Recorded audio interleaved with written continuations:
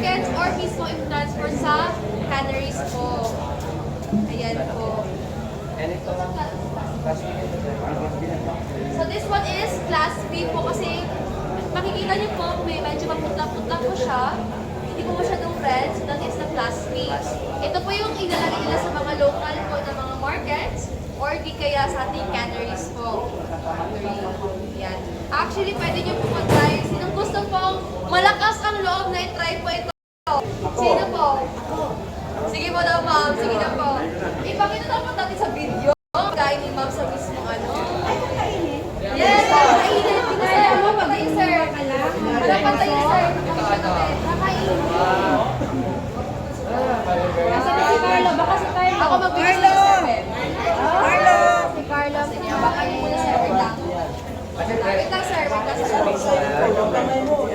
Ay, dito po, sir. Wait lang, sir.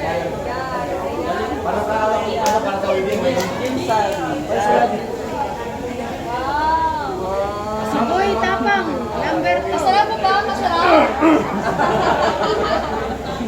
Uy, tapang.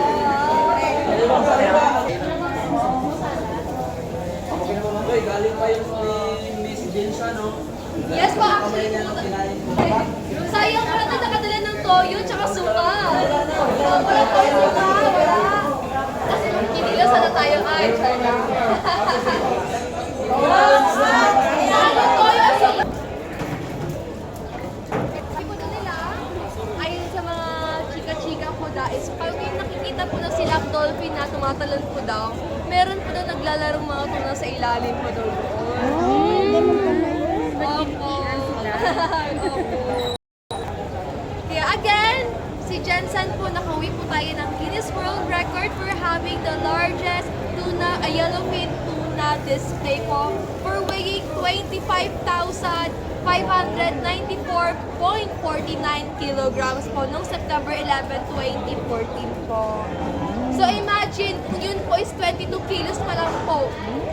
What more yung libong-libo na kilos po. Sobrang laki at bigat po talaga yun. Ayan. Yes po, everyday po yan sila nag-unload po ng mga fishes po. And especially sa morning po nila yan po ina-unload po ang mga isda po. Para i-start na po nila i-feed, i-weigh, at i-classify po nila. And after dyan is i-export na po nila yan. Gano'n sila katagal sa lahat? More than like mga around 40 plus days. Sa mga malalaki pong bangka service. Ito po sa mga maliliit, meron po tayo mga, kumakuha po sila Around 5 minutes to take videos and pictures around this area.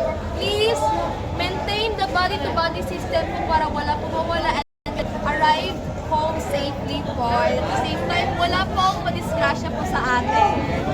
Okay.